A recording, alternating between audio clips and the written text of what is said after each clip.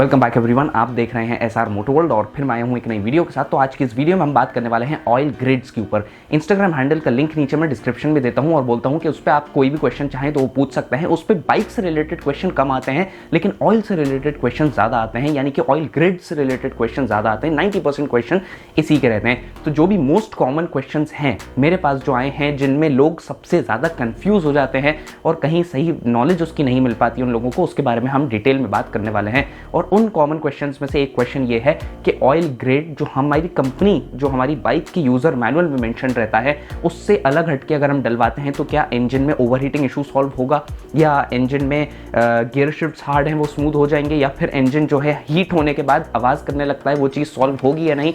तो इन सवालों के जवाब इस वीडियो के एंड में आपको मिलेंगे।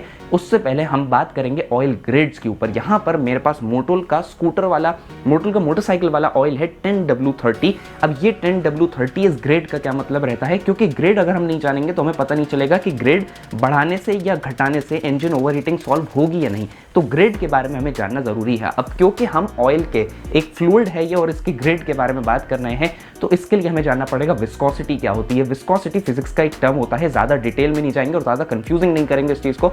उसकी डेफिनेशन होती है रेजिस्टेंस टू फ्लो, यानी कि रुकावट, फ्लो करने में रुकावट, यानी कि बहने की रुकावट। विस्कोसिटी ज़्यादा यानी कि रेजिस्टेंस ज़्यादा, यानी कि रुकावट ज़्यादा, और फ्लो करने में रुकावट ज़्यादा यानी कि ऑयल जो है वो थिक हो गया है, उसकी थिकनेस बढ़ गई है। विस्कोसिटी कम यानी कि रेजिस्टेंस कम, रेजिस्टेंस कम यानी कि रुकावट कम, ऑयल ईजिली फ्लो हो जाएगा। पानी की जो विस्कोसिटी रहती है वो कम है, ऑयल से कम है विस्कोसिटी। तो जो ऑयल है उसकी अगर विस्कोसिटी कम है यानी कि रुकावट उसमें कम है, फ्लो करने में उसकी रुकावट कम है यानी कि ऑयल पतला है, और विस्कोसिटी ज़्यादा है यानी कि थिकनेस ज़्यादा है, सिंपली क्योंकि रुकावट ज़्यादा है उसमें और वो ईजिली फ्लो नहीं कर पाएगा। सिंपल सा ये इसका फंडा है विस्कोसिटी का। विस्कोसिटी को आप इजी लैंग्वेज में बोलना चाहें तो थिकनेस बोल सकते हैं फ्लूइड की।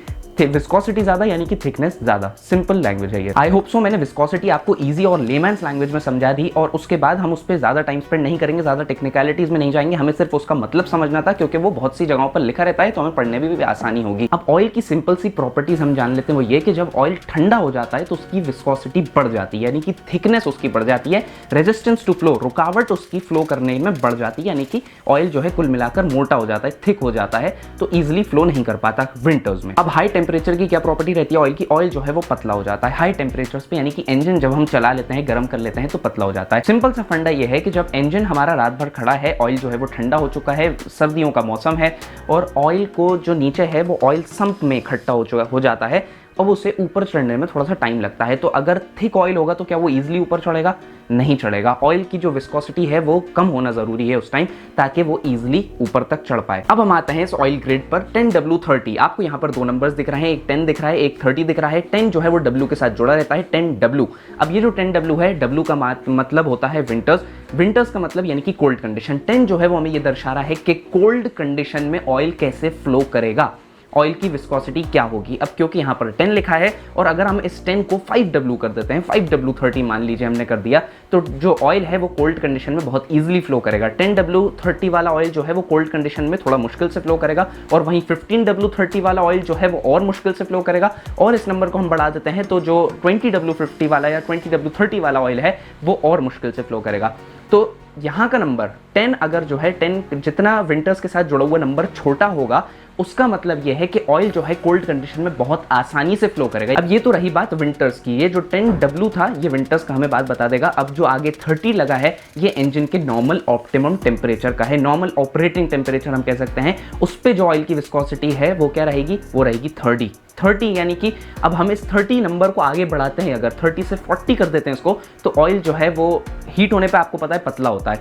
तो जब हम इसको 30 से 40 कर देंगे तो ऑयल जो है वो कम पतला होगा, थोड़ा सा थिक रहेगा, है ना, तो लुब्रिकेटिंग कैपेबिलिटी अच्छी बनी रहेगी। और अगर हम इस 30 को 20 कर देंगे तो हीटिंग पर भी इंजन का जो ऑयल है वो बहुत पतला रहेगा, और ज़्यादा पतले ऑयल की वजह से क्या होगा कि वो इंजन में सही से लुब्रिकेट नहीं कर पाएगा। अगर हम इस 30 के नंबर को आगे बढ़ा देते हैं, इसको 40 या 50 कर देते हैं, तो इसका मतलब ये कि हीट होने के बाद भी इंजन ऑयल जो है वो ज़्यादा पतला नहीं होगा। और अगर हम इसको कम कर देते हैं तो इसका मतलब ये हीट होने के बाद भी इंजन ऑयल बहुत ज़्यादा पतला हो जाएगा, जिस वजह से सही से लुब्रिकेट नहीं कर पाएगा।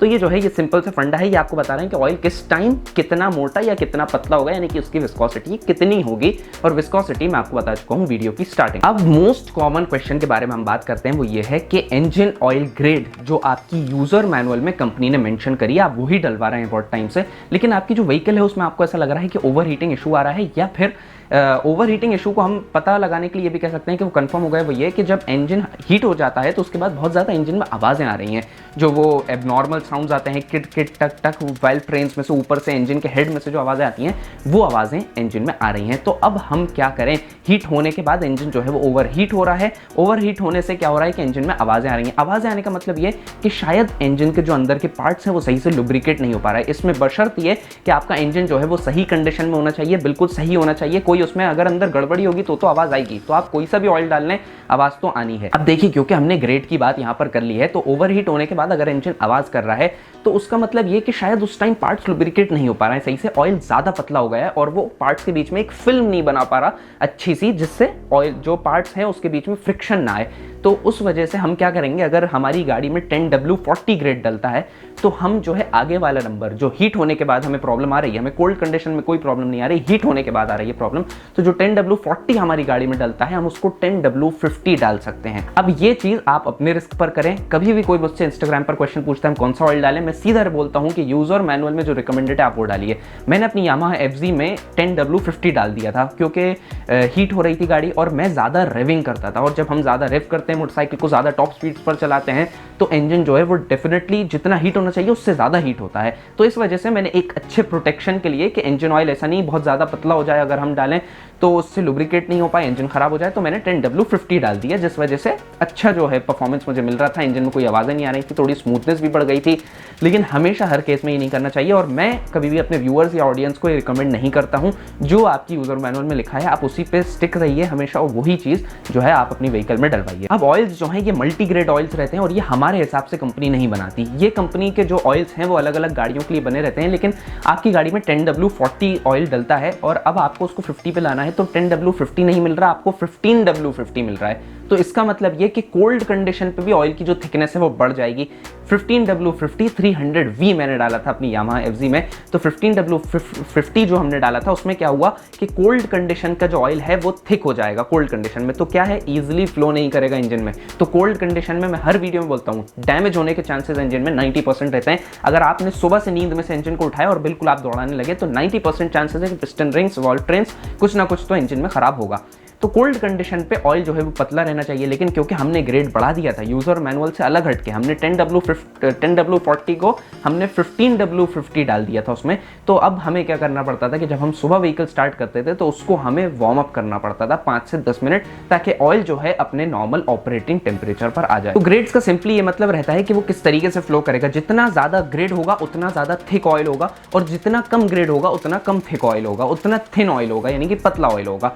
तो सिंपल सा इसका ये फंडा है, थिकनेस को बताता है ये जो ग्रेड है। अगर 10W30 आपकी गाड़ी में डलता है और आप 5W30 डाल देते हैं, तो W के साथ कौन सा नंबर जुड़ा है? शायद आपके मुंह में सवाल आ गया, जवाब आ गया होगा, W के साथ जुड़ा है 5, तो 10 से हमने उसको कर दिया 5, यानी कि कोल्ड कंडीशन पे ऑयल क्या रहेगा?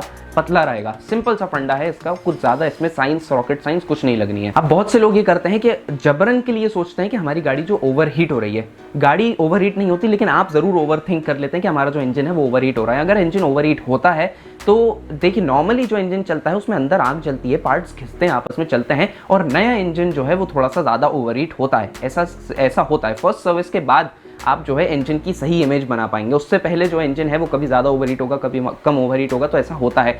तो लोग ओवरथिंक करके चाहते हैं कि हम ऑयल का ग्रेड चेंज कर दें ज़बरदस्ती, लेकिन आप फर्स्ट सर्विस तक रुक जाइए। उसके बाद अगर आपको ऐसा लगता है तो आप ग्रेड चेंज कर सकते हैं, लेकिन अब आप ग्रेड चेंज करेंगे तो आपको उसकी प्रॉपर नॉलेज रहेगी कि आपने कैसे ग्रेड चेंज करा है, कितना ग्रेड बढ़ाया है, और यूज़र मैनुअल से रिकमेंडेड जो ग्रेड है पहली चीज़ तो वही डालें। और अगर आपको चेंज करना भी है तो उससे 5 से 10 का डिफरेंस करें, उसमें उससे ज़्यादा डिफरेंस नहीं करें। अगर आप बिल्कुल ही 10W40 डलता है और आप 20W50 डालते हैं, बिल्कुल हर कुछ चेंज कर दें ऑयल में और पूरा उलट पुलट कर दें ऑयल का सीन, तो इंजन जो है वो लुब्रिकेट नहीं हो पाएगा और उल्टा डैमेज हो जाएगा। तो इसलिए अगर आप ऑयल ग्रेड चेंज कर रहे हैं तो आप अपने रिस्क पर करें। मुझसे आप कभी भी ये सवाल कमेंट में भी पूछेंगे तो मैं आपको यही बोलूंगा, user manual recommended oil grade डालें। क्योंकि जिनको नॉलेज नहीं है उनको अपन कुछ भी चीज़ बोलते हैं और वो बिना नॉलेज के वो चीज़ कर लें तो वो ज़्यादा घातक रहती है। इस वीडियो में हमने आपको नॉलेज तो दे दी, तो आई होप सो आपके बिल्कुल समझ में आ जाएगा कि इंजन ओवरहीट कर रहा है तो क्या करना है, इंजन कोल्ड कंडीशन पे ज़्यादा आवाज़ कर रहा है तो हमें क्या ऑयल पतला डालना पड़ेगा। ऐसे करके अगर आप कश्मीर के इलाके में रहते हैं तो आप वहाँ पर जो है ऑयल का 10W40 डलता है तो आप उसको 5W40 कर सकते हैं कि कोल्ड कंडीशन में जो ऑयल है वो ईजिली फ्लो कर लेगा।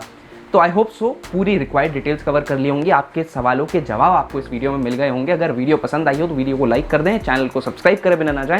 सो guys, thanks for watching, stay tuned, till then wait for my next upcoming interesting video.